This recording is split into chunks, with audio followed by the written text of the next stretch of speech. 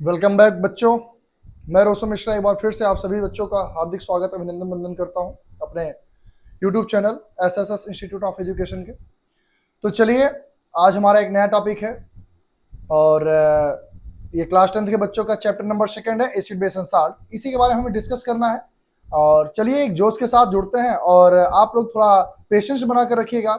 And इस चीज़ की मैं पूरी जिम्मेदारी लेता हूँ, इस चीज़ को इंश्योर करता हूँ आप सभी को कि इसके बाहर से बोर्ड एग्जामिनेशन में कहीं कुछ भी नहीं पूछा जाएगा। तो आप धैर्य बनाकर बने रहिए, A to Z concept clear होगा। ठीक है बच्चों, चलिए बढ़ते हैं। चैप्टर का नाम अपना क्या है बच्चे? Acid base and salts. चलिए,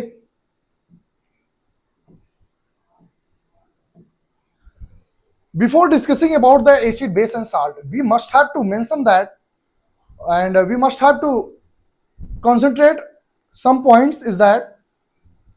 देखिए बच्चे, क्या है कि हमने अभी तक जो प्रीवियस क्लासेस में पढ़ा है एसिड के बारे में, हमको ये पता था कि एसिड्स क्या होते हैं, शोर होते हैं टेस्ट में, ये चीज हमने पढ़ा था। ठीक है, लेकिन हम इतने से ही सारी चीज डिसाइड नहीं कर सकते हैं सर। हर एक एसिड को टेस्ट नहीं किया जा सकता है। सो फॉर दैट बहुत सारे इंडिकेटर्स हमारे सामने आएंगे, एसिड की डिफिनीशन हम आपको बताएंगे, बहुत सारे कॉन्सेप्ट आपके सामने रखे जाएंगे एसिड के साथ साथ बेस के और साल्ट के। और उसके पहले भी मैं एक चर्चा करूंगा कि हमको कुछ पता होना चाहिए, जैसे कि कुछ लिविंग ऑर्गेनिज्म के बारे में पढ़े थे, नॉन लिविंग ऑर्गेनिज्म के बारे में पढ़े थे, उनसे हमको कुछ कंपाउंड मिलते हैं, कुछ सब्सटेंसेस प्राप्त होते हैं, उस पर हम चर्चा करेंगे पहले। तो लिविंग ऑर्गेनिज्म से जो हमको भी जो भी चीज हमें प्राप्त होती है, अगर हम बात करें तो वो क्या होता है बेटा, आपका ऑर्गेनिक कंपाउंड के रूप में जाना जाता है या ऑर्गेनिक सब्सटेंस के रूप में जाना जाता है। और जो नॉन लिविंग कंपाउंड से या नॉन लिविंग ऑर्गेनिज्म से जो चीज हमें प्राप्त होती है बेटा, वो हम बोल सकते हैं इनऑर्गेनिक कंपाउंड के रूप में जाना जाता है बच्चे। तो हमको इसी पर चर्चा करना है। चलिए, हम इसी उसके बाद क्या बताया जा रहा है इसमें, कुछ चीजें और मेंशन है इसमें, वो ये है कि देखिए, लिविंग ऑर्गेनिज्म से और नॉन लिविंग ऑर्गेनिज्म से जो हमको सब्सटेंसेस प्राप्त होते हैं, हम ऑब्टेन करते हैं, उनकी भी कुछ कैटेगरी रखी गई है और उनको क्लासिफाइड किया गया है एसिड बेस और साल्ट के रूप में। तो हम चलिए अकॉर्डिंग टू द पीपीटी हम लोग इस पर डिस्कस करेंगे और आगे बढ़ेंगे। चलिए, अगर हम बात करते हैं एसिड बेस साल्ट की, अगर हम बात करते हैं तो आप जानते रहिए सब्सटेंसेस को पहले एसिड बेस साल्ट में किस तरीके से बांटा गया है। तो वो इस तरीके से बांटा गया है, पहले एनिमल एंड प्लांट से प्राप्त होने वाली चीजों को, फिर मिनरल एंड रॉक से प्राप्त होने वाली चीजों को, इसको हमने बताया लिविंग ऑर्गेनिज्म से जो चीजें प्राप्त होती हैं, लिविंग ऑर्गेनिज्म से जो चीजें प्राप्त होती हैं, और नॉन लिविंग ऑर्गेनिज्म से जो चीजें प्राप्त होती हैं। नॉन लिविंग ऑर्गेनिज्म से ऑर्गेनिज्म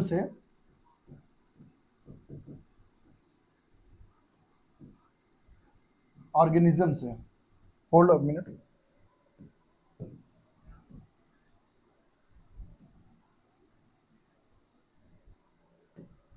नॉन लिविंग ऑर्गेनिज्म से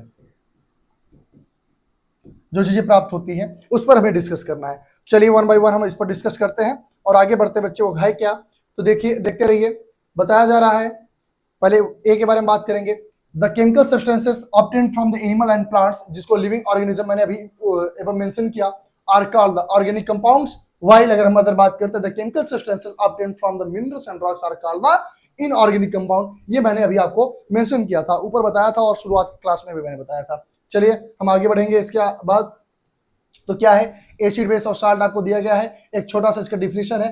तो ऐसे अगर हम बात करते हैं प्रीवियस क्लास की, अगर हम बात करते हैं तो प्रीवियस क्लास में हमको ये डिफाइन किया गया था, कोई एसिड या कोई ऐसा सब्सटेंस जब उसे डिसॉल्व किया जाता है वाटर में और वो H+ आयन रिलीज करता है बेटा, तो वो एसिड के रूप में देखा जाता है। ये हमने प्रीवियस क्लास में पढ़ा था। साथ ही साथ जब कोई सब्सटेंस वाटर में डिसॉल्व होने के बाद क्या हमको देता है बेटा, जब हमें वो OH- रिलीज करता है, तो हम उसको बोलते हैं बेटा क्या कहलाता है, वो बेस कहलाता है। ऐसा हमने पढ़ा था। चलिए हम आगे बढ़ेंगे। और क्या है साल्ट, सर आपको ये भी पता है, एसिड और बेस जब आपस में कंबाइन होते हैं और आपस में कंबाइन होने के बाद वो साल्ट का फॉर्मेशन करते हैं और इसी को न्यूट्रलाइजेशन रिएक्शन के रूप में भी जाना जाता है। तो चलिए इस पर हम डिस्कस करते हैं वन बाय वन। ठीक है, आपको कॉन्सेप्ट क्लियर होता रहा होगा, चलिए हो रहा होगा। चलिए आगे बढ़ते हैं। The substances that gives H+ ion in aqueous solution are called the acids. Acid क्या होते हैं, जो एक्वस सॉल्यूशन में H+ आयन रिलीज करते हैं बच्चे, वो एसिड कहलाते हैं। आगे बात करेंगे, बेसिस की बात करते हैं। The substances that gives OH- ion in aqueous solution are called bases. Salt की बात करते हैं, the compound that formed from the combination of acid and bases. हम क्या बता रहे हैं बच्चे, जैसे एसिड और बेस मिलाकर जो सब्सटेंस बनता है, जो कंपाउंड बनता है, उसी को क्या कहते हैं बच्चे, साल्ट कहते हैं। ये दिमाग में रखिएगा। सर इनको अगर हमें एसिड बेस को पता करना है या उनमें अंतर पता करना है तो उसके लिए हमको कुछ कॉन्सेप्ट कलर के अकॉर्डिंग हम पता कर सकते हैं, टेस्ट के अकॉर्डिंग कर सकते हैं। तो चलिए उसको हम वन बाय वन अगर कॉन्सेप्ट क्लियर करते चलेंगे तो मजा आता रहेगा और आगे बढ़ते रहेंगे। तो आप लोग जोश कम मत होने दीजिए, वीडियोस को पूरा देखेंगे, लाइक शेयर लगातार करेंगे, कहीं भी रुकना नहीं है। ठीक बच्चे, आप कंटिन्यू पूरा एकदम धैर्य बनाकर बने रहिए बच्चों, ठीक है। चलिए हम बात करते हैं आगे। Test to distinguish between the acid and bases. हम बात करते हैं पहला इंडिकेटर, उन इंडिकेटर्स के बारे में हम बात करेंगे, ऐसे इंडिकेटर्स के बारे में बात करेंगे जो हमको क्या, जिससे हम कलर को डिसाइड करते हैं। ठीक है, ठीक है, चाहे वो एसिडिक मीडियम का हो चाहे बेसिक मीडियम का हो, उनका कलर जिससे डिसाइड करते हैं, उन इंडिकेटर्स को पहले हम चर्चा कर लेते हैं। ठीक है, तो क्या है, लिटमस की हम बात कर रहे हैं बच्चे।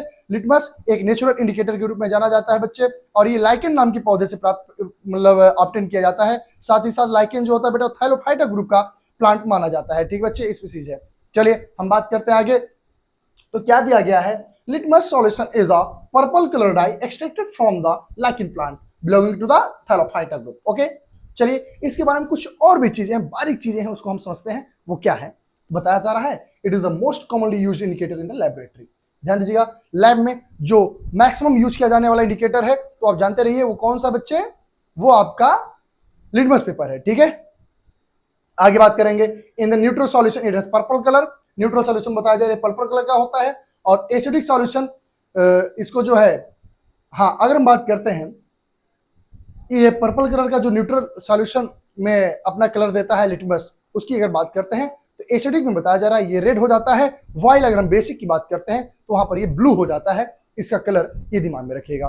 ठीक है, साथ ही साथ एक चीज और यहां मेंशन किया गया, red litmus solution is obtained by the acidifying the purple litmus extract, whereas blue litmus की बात करते हैं, litmus solution is obtained by the making a purple litmus extract alkaline. ठीक है, ये लाइन बहुत ही इंपॉर्टेंट है, आप इसको मेंशन करेंगे। ठीक है, चलिए हम आगे बात करेंगे। इसके अलावा कुछ चीजें हमारे सामने हैं, वो क्या है, हम लिटमस की बात कर रहे हैं बच्चे। लिटमस बारे में जानेंगे, फिर जो भी हमारे पास इंडिकेटर्स दिए गए हैं लिटमस, और कुछ और भी हमारे पास नेचुरली इंडिकेटर दिए गए हैं, उसके बारे में चर्चा करते हैं। हाँ चलिए, न्यूट्रल सॉल्यूशन देखिएगा, लिटमस की अगर हम बात कर रहे हैं तो न्यूट्रल सॉल्यूशन में ये पर्पल कलर का होगा, जैसा मैंने अभी मेंशन किया। उसके अलावा बताया जा रहा है ये एसिडिक सॉल्यूशन में रेड कलर का और बेसिक सॉल्यूशन में ब्लू कलर का होता है। आई बात समझ। साथ ही साथ रेड कैबेज लीफ की बात करते हैं, लीव्स की बात करते हैं, तो क्या है, न्यूट्रल सॉल्यूशन में रेड कलर का होता है, एसिडिक सॉल्यूशन में रेड कलर का होता है, वाइल बेसिक सॉल्यूशन में इसका कलर ग्रीन होता है। आई बात समझ। अब एक फ्लावर हम बात कर लेते हैं, हाइड्रेंजिया की बात कर लेते हैं। ठीक है, हाइड्रेंजिया प्लांट का जो फ्लावर्स होते हैं, इनके जो फ्लावर हैं, बताया जा रहा है उनका कलर, अगर उनको हम एसिड बेस में या न्यूट्रल सॉल्यूशन में रखते हैं तो उनका कैसा कलर होगा, तो उस पर हम आपको बताना चाहेंगे। वो ये है कि न्यूट्रल सॉल्यूशन में ब्लू कलर का होता है, एसिडिक सॉल्यूशन में ब्लू कलर का होता है हाइड्रेंजिया का फ्लावर जो होता है। लेकिन बेसिक सॉल्यूशन में किस कलर का होता है बच्चे, पिंकी कलर का होता है, पिंक कलर का होता है। इसे काफी लोग परिचित हैं पिंक कलर से, राइट। चलिए हम आगे बढ़ेंगे। अब देखिए हमारे सामने क्या है, सिंथेटिक इंडिकेटर आपके सामने रखा गया है, इस पर हम चर्चा कर लेते हैं बच्चे। Synthetic indicators are the compound which are manufactured in industry or prepared in the laboratory. ध्यान दीजिएगा, जिसको मैन मेड भी बोल सकते हो। सिंथेटिक अगर ऐसे कोई डिफाइन करने के लिए बोल दे आपको कि सिंथेटिक इंडिकेटर किसे कहते हैं, तो वहां आप ये बोल सकते हैं कि indicators that are made up और मेड बाय मेन और मैंस या ह्यूमन बीइंग। ओके, तो मतलब इंसानों के द्वारा बनाया गया जो इंडिकेटर्स है, वो उसमें आपको उसको हम सिंथेटिक इंडिकेटर के रूप में जानते हैं। और उनमें क्लास 10th में जो हमको पढ़ना है, जो मेंशन किया गया है, वो मेनली 2 सिंथेटिक इंडिकेटर्स हमारे सामने रखे गए हैं बच्चे। वो कौन कौन से हैं, तो पहला मिथाइल ऑरेंज है, और दूसरे की अगर हम बात करते हैं बच्चे, वो कौन सा है, वो आपका है फिनाफ्थिलीन की हम बात कर रहे हैं। ठीक है बच्चे, अब चलिए इनको हम पता करते हैं। हम जानते हैं कि ये एसिडिक मीडियम में कैसा कलर रखते हैं और बेसिक मीडियम में कैसा कलर रखते हैं, ये हमको क्लियर करना बहुत ही मैंडेटरी है। ठीक बच्चे, तो चलिए आगे बढ़ते हैं हम लोग। बताया जा रहा है फिनाफ्थिलीन की बात करते हैं तो ये एसिडिक सॉल्यूशन में कलरलेस होता है, और अगर बेसिक सॉल्यूशन की बात करते हैं तो पिंक कलर का होता है। वाइल हम बात करते हैं मेथाइल ऑरेंज की, अगर हम बात करते हैं तो एसिडिक सॉल्यूशन में रेड कलर का होता है। किस कलर का होता है? कलर हम रेड ले लेते हैं, देखिए ये इसमें रेड कलर का होता है, आप देख लीजिए रेड कलर। ठीक बच्चे, अगर हम बात करते हैं उसी की जगह बेसिक मीडियम में हम मेथाइल ऑरेंज की बात करते हैं, ये येलो होता है। किस कलर का होता है? येलो कलर का होता है। क्लियर हो गया होगा बच्चों सबको? चलिए हम आगे बात करेंगे, कुछ और चीजें हमारे सामने दे रखी गई हैं। अरे वाह, अभी तक तो हमने कलर के बारे में जाना, अब हम जानेंगे इंडिकेटर्स जो हमको डिफरेंट डिफरेंट ऑर्डर्स देते हैं एसिडिक और बेसिक मीडियम में, उस पर हम चर्चा करने चल रहे हैं बच्चे। ठीक है, और हाँ ध्यान दीजिएगा, जो इंडिकेटर्स ऑर्डर को बताते हैं उसे हम क्या कहते हैं बच्चे? उसको हम लोग कहते हैं कि वह एक ऑल्फैक्टरी इंडिकेटर्स के रूप में जाना जाता है, जो कि आपके बुक में मेंशन है। ठीक है, आपके बुक्स में वो मेंशन होंगे, आप देख सकते हैं, और यहाँ भी आपको कॉन्सेप्ट क्लियर होता रहा होगा, एकदम आगे भी क्लियर कॉन्सेप्ट आपको मिलेगा। ठीक है, चलिए कौन कौन सा है इसमें? Onion order cloth strip. अच्छा ध्यान दीजिएगा, एक सिंपल लॉजिक में इसको अगर हम डिफाइन करें, ओनियन ऑर्डर क्लॉथ स्ट्रिप की मतलब ये है भैया, ओनियन को लेना, ठीक है, ओनियन को लो और उसे पहले हम क्या करेंगे, उसको क्लीन करके उसको कट करिए पहले। ठीक है, कट करके हम उसको एक बोल सकते हो क्लॉथ का एक स्ट्रिप ले लेते हैं। ठीक है, कपड़े का एक ले लेते हैं, एक कपड़े को, और उस पर इसको रखते हैं, मतलब इसके लिक्विड जो होंगे उस पर टच होंगे, मतलब बोल सकते हो कि कपड़े में जब ओनियन को एक बार रब कर दो। ठीक है, रब करने के बाद जो वो मतलब अपने साथ सॉल्यूशन लेकर जाएगा वो कपड़ा, अगर हम बात करते हैं उस क्लॉथ की बात करते हैं, क्लॉथ स्ट्रिप की बात करते हैं, उसको अगर हम लोग एसिडिक बेसिक मीडियम भेजेंगे तो उनका जो है ऑर्डर चेंज हो जाएगा। ये अक्सर हमको देखने को मिलता है। एक सिंपल वे में आप देखे होंगे कि भाई आप बताइए, अभी हम लोग मान लीजिए अभी मान लीजिए कोई पार्टी है और सब लोग बना रहे हैं, कोई मान लो अच्छा सा पनीर वनीर हम लोग बना रहे हैं। ठीक है, और बनाते समय क्या हुआ कि जो मसाले हैं, मसाले कपड़े पे गिर गए, जैसे देखो व्हाइट में पहना हो, व्हाइट कपड़े पे गिर गया। ठीक है, उसके बाद मैं इसको धुलना चाहता हूँ। ठीक है, जब इसे मैं साफ करूंगा, ध्यान दीजिएगा, उस कंडीशन में क्या होगा, या तो सर्फ लेंगे या फिर हम कोई सोप लेंगे। ठीक है, इस पर रब करेंगे। उस कंडीशन में क्या होता है, वो बेसिक होता है सोप, हमको पता है, और यह सब जो बेसिक होता है इस पर पड़ने के बाद उसका कलर तुरंत चेंज कर देता है, रेड कर देता है, वो कलर वाली बात होगी। लेकिन यहाँ पर हम ओनियन की अगर बात करते हैं, इसका स्मेल चेंज हो जाएगा। ठीक है बच्चे, हाँ, उसका जो स्मेल होगा वो बदल जाएगा। ठीक है, ओनियन बात कर लेते हैं, क्लोवाइल की बात कर लेते हैं, वनीला की बात कर लेते हैं, इन सब का जो है स्मेल जो है चेंज हो जाता है। ठीक है, हाँ, इसमें 1 बाय 1 है, आप बहुत ज़्यादा इसमें डीप जाने की रिक्वायरमेंट नहीं बच्चों, आपको जो बोर्ड रिक्वायर्ड करता है वो रिक्वायरमेंट बोर्ड की है, उस पर उसी के बेस पर हम पढ़ेंगे, और जितना पढ़ा रहा हूँ उतना आप पढ़ते चलिए, एवरीथिंग क्लियर हो जाएगा, मैं इसकी गारंटी लेता हूँ। ठीक है, चलिए वैनिला एसेंस की बात कर लेते हैं, क्लोवाइल की बात कर लेते हैं, 3 आपको दिए गए हैं। चलिए आगे मेंशन करेंगे, आगे की बातों को ले चलेंगे आगे। ये देखिए, ये तीनों दिया भी गया है। हम ओनियन की अगर बात करते हैं तो ओनियन को देखिए मेंशन किया गया, वो क्या है, एसिडिक मीडियम में ये स्मेल इसका वैसा ही रहता है, लेकिन ध्यान दीजिएगा बेस में जाने के बाद इसका स्मेल चेंज हो जाता है। हम बात करें वेनिला की बात करते हैं तो इसका स्मेल सेम होता है, लेकिन यहाँ पर बेस में इसका स्मेल चेंज होने लगता है। ठीक है, हम क्लोवाइल की बात करते हैं तो एसिडिक मीडियम में इसका सेम हो जाता है, लेकिन ये बेस में जाने के बाद बेटा इसका स्मेल चेंज हो जाता है। ठीक है, यही चीज़ें थी।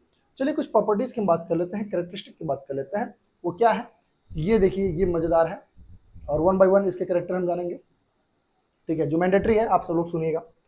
देखिए यहां से आपका बहुत ही लॉजिकल कॉन्सेप्ट क्लियर होगा, तो आप इसको ध्यान देंगे, सारे बच्चे इसको ध्यान देते रहेंगे, कहीं पर स्किप नहीं करेंगे।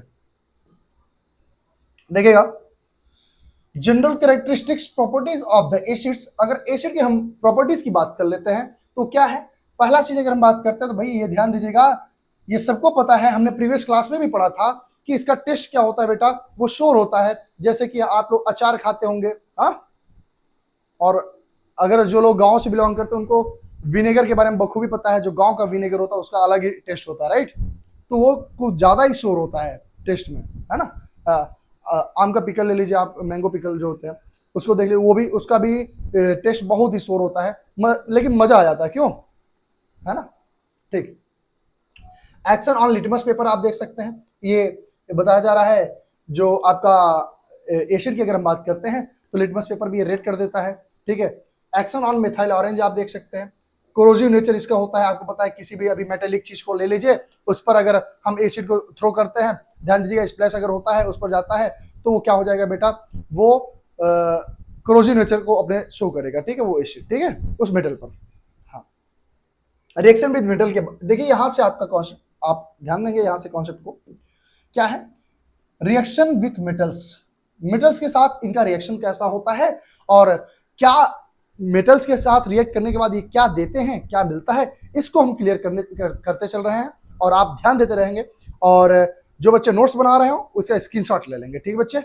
हाँ चलिए, acid react with active metals like zinc, magnesium etcetera, इन सब से ये रिएक्ट करके बेटा बताया जा रहा है हाइड्रोजन गैस, यहां पर जब इनसे रिएक्ट करता है तो कौन सा गैस इवॉल्व होता है बच्चे, ध्यान दीजिएगा, हाइड्रोजन गैस वहां पर इवॉल्व होगा।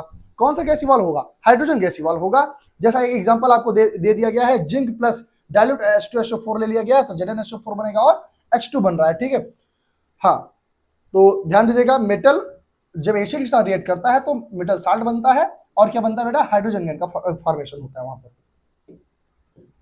चलिए ये देखिए इनका रिएक्शन करके दिखाया गया है, जिंक मेटल का डाइल्यूट H2SO4 के साथ सल्फ्यूरिक एसिड के साथ रिएक्शन किया गया है। तो ये देखिए आपको मैं यहाँ पर समझा दूं, ये क्या है, डाइल्यूट HCl है, जिंक ग्रेन्यूल दिया गया है आपको छोटे छोटे टुकड़े, ठीक है। यहाँ से हाइड्रोजन गैस बबल करते हुए निकलेगा, ठीक है, डिलीवरी ट्यूब है यहाँ पर आएगा। अच्छा, हाइड्रोजन गैस निकल रहा है तो इसको हम कैसे टेस्ट करेंगे, इसको टेस्ट करने के लिए बेटा ध्यान दीजिएगा, सोप सॉल्यूशन में इसके जो डिलीवरी ट्यूब है उसको हम सोप सॉल्यूशन में रखते हैं और यहाँ से ये जब बाहर निकले, चलो ठीक है।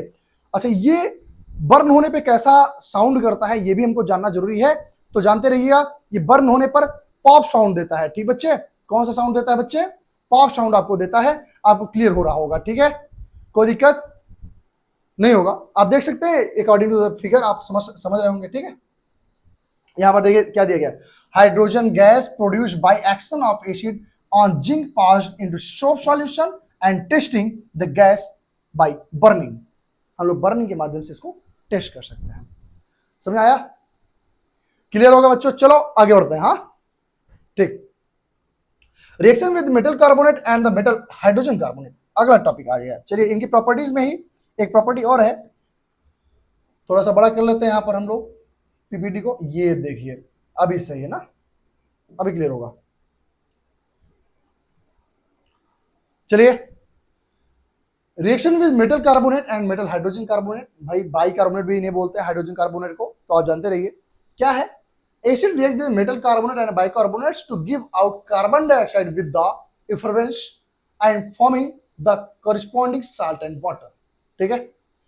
ध्यान से एक सिंपल वे में बात करते हैं, मेटल कार्बोनेट की अगर बात कर लें, चाहे मेटल हाइड्रोजन कार्बोनेट या बाइकार्बोनेट की बात करते हैं, तो साल्ट बनेगा CO2 गैस के साथ और वाटर बनेगा, ठीक, इन्हीं का फॉर्मेशन होता है। तो चलिए एक दो एग्जांपल के साथ हम लोग इसको समझेंगे। तो आपका ये एग्जांपल दिया गया है, चलिए ठीक है, सोडियम कार्बोनेट ले लेते हैं, फिर सल्फ्यूरिक एसिड इसका रिएक्शन कराते हैं, तो क्या मिला हमको, सोडियम सल्फेट मिलता है, वाटर मिला और कार्बन डाइऑक्साइड मिला। सेम अगर हम बात करते हैं, जब बाइकार्बोनेट आ जाता है और ये HCl के साथ जब रिएक्ट करता है तो देखिए एक साल्ट बनाया, वाटर बनाया और कार्बन डाइऑक्साइड बनाया, यही चीजें हैं।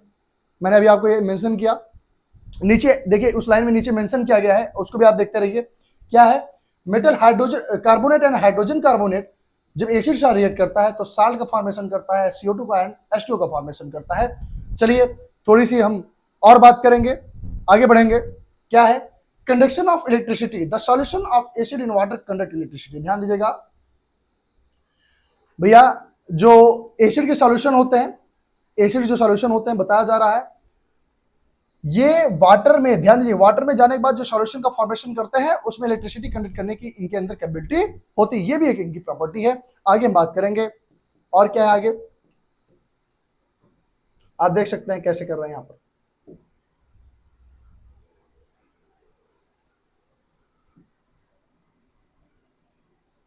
ध्यान दीजिएगा, एसिड सॉल्यूशन जो वाटर में मिलता है तो उसके बाद ये इलेक्ट्रिसिटी कैसे कंडक्ट कर रहा है आप इसको देख सकते हैं। देखिएगा, रबरकॉक पे आप 2 नेल रख दीजिए, ठीक है, आयरन नेल रख दीजिए, उसके बाद हम बात करेंगे, कुछ बैटरी रख देते हैं, फिर इधर से लेकर आते हैं, यहाँ पर टच करते हैं और डाइल्यूट एसिड सॉल्यूशन को ले लेते हैं, फिर इधर से बल्ब में, इधर से बल्ब में स्विच यहाँ लगा देते हैं, ऑन कर लीजिए, बल्ब आपका जलने लगेगा, ठीक है। तो ये चीजें थी, आपको क्लियर हुई होंगी। ये कुछ है नहीं, इसको बहुत ज्यादा समझने की रिक्वायरमेंट नहीं, आप समझते रहिए, थोड़ा बहुत है। ठीक है, चलिए हम आगे बढ़ेंगे। रिएक्शन विद द बेसिस की हम बात करते हैं। When an acid react with a base it form salt and water. ध्यान दीजिएगा, अब ये कंडीशन है, दो कंडीशन है, ध्यान दीजिएगा। जब यहां पर आप ध्यान से देखिएगा, जब कोई एसिड रिएक्ट करता है बेस से, जिसको न्यूट्रलाइजेशन रिएक्शन के रूप में हम लोग जानते हैं, आप देखते रहिए किस चीज का फॉर्मेशन हो रहा है, साल्ट और वाटर का फॉर्मेशन हो रहा है, इसको आप दिमाग में रखिए। ठीक है, समझ आ रहा होगा। चलिए, as a result the acidic properties of the acid disappear, the process is called the neutralization. अच्छा, ये चीज भी मेंशन किया गया है, ध्यान दीजिएगा। जब एसिड बेस के साथ रिएक्ट करता है तो एसिड अपनी प्रॉपर्टी, मतलब जब उसमें डिजॉल्व होता है, डिजॉल्व होने के बाद एसिडिक प्रॉपर्टी जो होती है धीरे धीरे वो डिसअपियर होने लगती है, दिखाई नहीं देती है, और जिसकी वजह से वह न्यूट्रल सब्सटेंस फॉर्म करता है। और इसी वजह से इस प्रोसेस को हम लोग कहते हैं न्यूट्रलाइजेशन का प्रोसेस कहते हैं। ये आपको क्लियर हुआ होगा। ठीक है, चलिए हम आगे बढ़ेंगे। जैसे HCl ले लिया, NaOH ले लेते हैं, NaCl का फॉर्मेशन और वाटर का फॉर्मेशन। ठीक, चलिए रिएक्शन में द मेटेलिक ऑक्साइड, अरे वाह क्या बात है, एसिड का रिएक्शन मेटेलिक ऑक्साइड से हम लोग करते हैं। चलिए, reaction with metallic oxide, metal oxide like the quick lime react with acid to form salt and water. Quick lime की हम बात कर रहे हैं बच्चे, CaO, क्विक लाइम। आप जानते रहिएगा, अगर हिंदी में हम बात करते हैं तो इसे कच्चे चूने के रूप में भी जाना जाता है। आपको ये बात समझना चाहिए। आपको पता होगा, हम लोग ऐसे रैंडमली अगर कहीं पर पुताई करवाना होता है तो आपको पता है हम लोग क्या करते हैं, जाते हैं पेंटिंग की दुकान पे जाते हैं, वहां से हम लोग चूने का एक पत्थर लेकर आते हैं और उसको वाटर में डिजोल्व करते हैं। वाटर में डिजोल्व करने के बाद हमको क्या मिल जाता है, लाइम वाटर मिल जाता है। हम उसको स्लेट लाइम के रूप में भी जानते हैं। ठीक है, चलिए अब बताया जा रहा है जब क्विक लाइम वाटर के साथ डिजोल्व होता है तब। अभी यहां पर क्या है, मेटेलिक ऑक्साइड जो है, मेटेलिक ऑक्साइड के साथ जब एसिड रिएक्ट करता है तब क्या होता है बताया जा रहा है, तब हमारे पास साल्ट और वाटर का फॉर्मेशन होता है। ये आपको मैंने मेंशन किया। और यहां पर कुछ और भी चीजें हैं जो हमको बहुत जानना, बहुत ही नोट पॉइंट हमको दिया गया है, इसके बारे में जानेंगे। मेटेलिक ऑक्साइड, मेटल हाइड्रोक्साइड, ये भी देखिए बेसिक नेचर होते हैं। ठीक है, और ये एसिड को क्या कर देते हैं बेटा, न्यूट्रलाइज कर देते हैं। और न्यूट्रलाइज करने के बाद ये साल्ट और वाटर का फॉर्मेशन करते हैं। जैसा आप देख सकते हैं, चाहे आप मेटेलिक ऑक्साइड ले लीजिए, मेटेलिक ऑक्साइड ले लीजिए, या फिर आप मेटेलिक हाइड्रोक्साइड ले लीजिए, मेटेलिक हाइड्रोक्साइड ले लीजिए। दोनों कंडीशन बताया जा रहा है बच्चे, दोनों कंडीशन बताया जा रहा है कि ये एसिड को न्यूट्रलाइज कर देते हैं या एसिडिक प्रॉपर्टी को धीरे धीरे छोड़ने लगते हैं, जिसकी वजह से साल्ट और वाटर का फॉर्मेशन होता है। और जब साल्ट और वाटर का फॉर्मेशन होता है बेटा, तो आपको समझ में आ रहा होगा कि ये न्यूट्रलाइज हो चुका है पूर्ण रूप से। That's why the salt will be formed.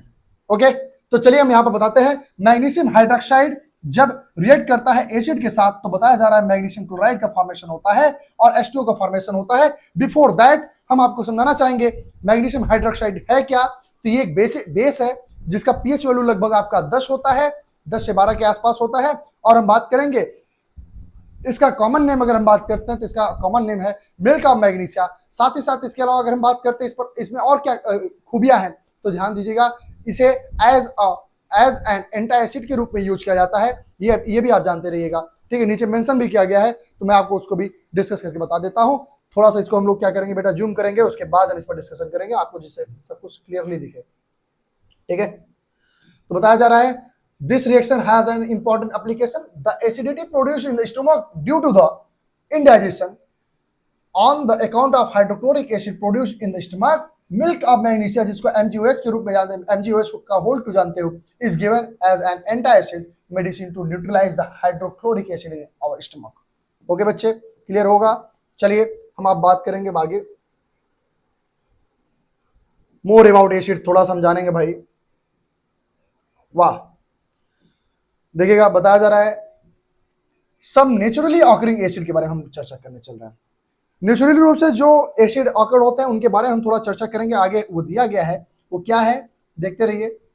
वाह वाह वाह, क्या बात है, क्या बात है, क्लियर है, अभी इतना सही समझ आ रहा होगा।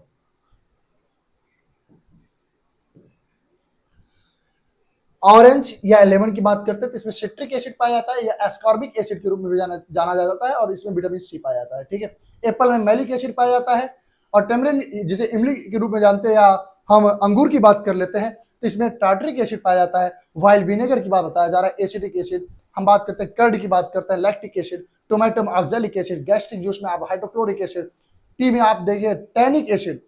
ध्यान दीजिएगा, टी चाय वालों थोड़ा सा ध्यान दें, आपको चाय में कौन सी एसिड मिलती है? Tannic acid. ध्यान दीजिएगा, ये इंपॉर्टेंट है, पूछा जा सकता है भाई। ठीक है, मान लीजिए जैसे एग्जामिनर का दिमाग कह ही दिया कि पूछ लेते हैं, बच्चों से देखते हैं उसको आता है या नहीं, क्योंकि चाय तो हम लोग सुबह सुबह पीते ही है, तो आप जरूर इसको जानते रहिए, टैनिक एसिड्स में पाए जाते हैं। ठीक है, अच्छा, जो चींटियां होती हैं, चींटी ना जानते हो, एंड जो होते हैं, हाँ, चींटियों के स्टिंग में क्या पाया जाता है बताया जा रहा है बेटा? फॉर्मिक एसिड पाया जाता है, फॉर्मिक एसिड।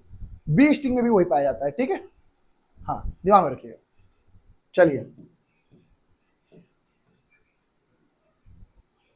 अब अगला पॉइंट हमारे सामने आ गया, ऑर्गेनिक या ऑर्गेनिक एंड इनऑर्गेनिक एसिड के बारे में हम चर्चा करने चल रहे हैं।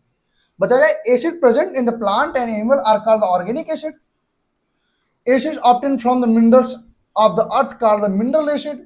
They are not naturally occurring acid but are prepared in laboratory or manufactured in the industry. आगे बात करेंगे अगर हम, the three most commonly used mineral acids are the hydrochloric acid, sulfuric acid and the nitric acid. इनके formula आप देख लीजिएगा, HCl, H2SO4 and HNO3। ठीक है, और inorganic acid are weak acid, example के रूप में कार्बोनिक एसिड और फास्फोरिक एसिड देख लेंगे। ठीक है, चलिए, केमिकल नेचर ऑफ एसिड। अच्छा, केमिकल नेचर एसिड का क्या होता है भाई? एसिड का केमिकल नेचर क्या होता है उसके बारे में बताइए। तो बताया जा रहा है, चलिए हम आगे बढ़ते हैं, इस पर आपको हम आगे समझाते हैं। तो बताया जा रहा है, what do all acid have in common, इनका डिफिनेशन जानेंगे। ठीक है, H प्लस आयन के रूप में इसका क्या, कैसे ये अपने आयन रिलीज करते हैं, उस पर हम लोग इसका डिफिनेशन जानेंगे और आगे बढ़ेंगे। ठीक है,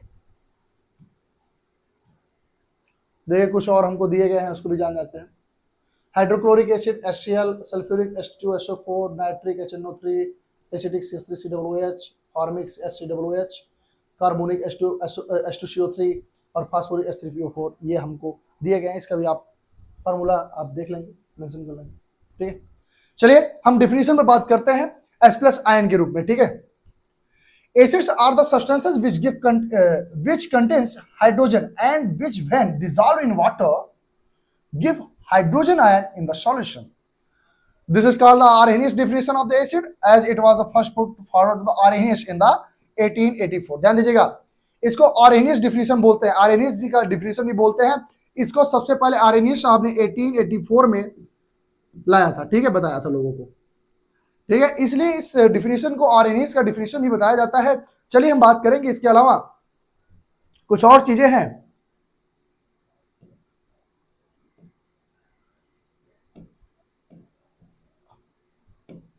The ashes when dissolved in water produce hydrogen ions. Ashes नहीं, यहाँ पर acids.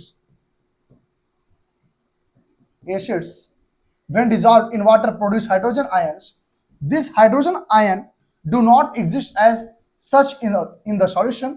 They combine with the water molecule and exist as the hydronium ion. ध्यान दीजिएगा बच्चे, अब जब एसिड वाटर में डिजॉल्व हो रहा है, वहां पर H प्लस आयन रिलीज हो रहा है, तो काफी देर तक वैसे फ्री नेटिव स्टेट में नहीं रह सकते हैं, और वो उसकी वजह से क्या करते हैं बेटा, वो वहां पर प्रेजेंट वाटर के साथ रिएक्ट करके ये हाइड्रोनियम आयन बना लेते हैं, और हाइड्रोनियम आयन के रूप में वहां पर वो फ्रीली मूव कर सकते हैं। ठीक है, मूव करते हैं। ठीक है, आप जानते रहिएगा, इनका आगे वाटर के साथ ये H प्लस जब कंबाइन हो जाता है तो हाइड्रोनियम आयन का फॉर्मेशन कर लेता है। The dissociation of a few acid in the aqueous solution to give the H plus aqueous ions along with the corresponding native ions। ध्यान दीजिएगा, HCl को जब ये क्या होगा, डिसोसिएट HCl को जब हम लोग वाटर में क्या करें, एक्वस सॉल्यूशन में वो करेंगे, तो ये आपको H प्लस आयन और Cl माइनस आयन के रूप में टूटता हुआ दिखेगा। चलिए कुछ और एक पॉइंट आपका है, इसके बारे में चर्चा करेंगे, वो ये है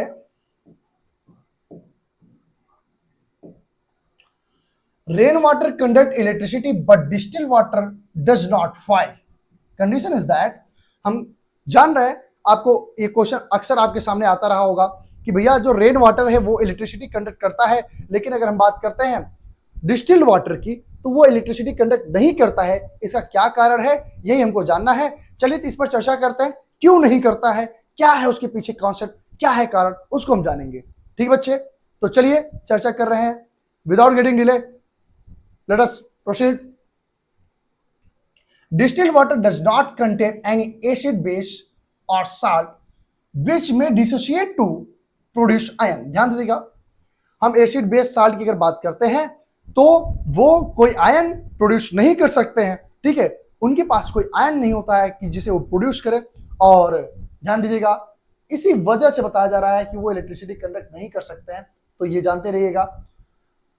और वहीं पर अगर हम बात करते हैं rain water contain dissolved gases of air like CO2, SO2, NO2 etcetera. ठीक है, और gases dissolve in water to form, अच्छा ये गैसेस जो है बेटा जब वाटर में डिजॉल्व होते हैं तो क्या कुछ एसिड का फॉर्मेशन करते हैं। ठीक है, ये एसिड का फॉर्मेशन करते हैं, dissolve in H2O to form H2CO3 with dissociate gives H plus ion in aqueous solution and carbonates ion. ठीक है, एक्वस सॉल्यूशन, यही कारण है कि जिसकी वजह से ये इलेक्ट्रिसिटी कंडक्ट करता है। तो आप जानते रहिए, यही आपका क्लास था और हम आपसे मिलेंगे अब नेक्स्ट क्लास में। आप इसको एक बार फिर से रिवॉच करेंगे, ठीक है, और वॉच करने के बाद आप अपने कॉन्सेप्ट को पूरा क्लियर कर लेंगे। आपको जहां दिक्कत होगी आप हमसे बताएंगे, तो आप एक बार स्क्रीनशॉट ले लीजिए पूरे का।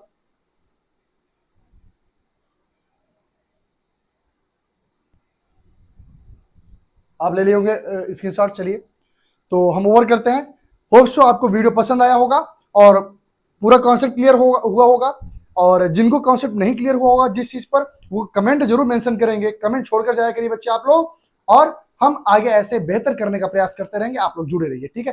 तो फिर हम मिलते हैं आपको एसिड बेस साल्ट के नेक्स्ट वीडियो में। अभी आज का इतना ही बड़ा क्लास है और नेक्स्ट क्लास में मैं अगला टॉपिक आपका क्लियर करूंगा एसिड बेस साल्ट का। Thank you for watching.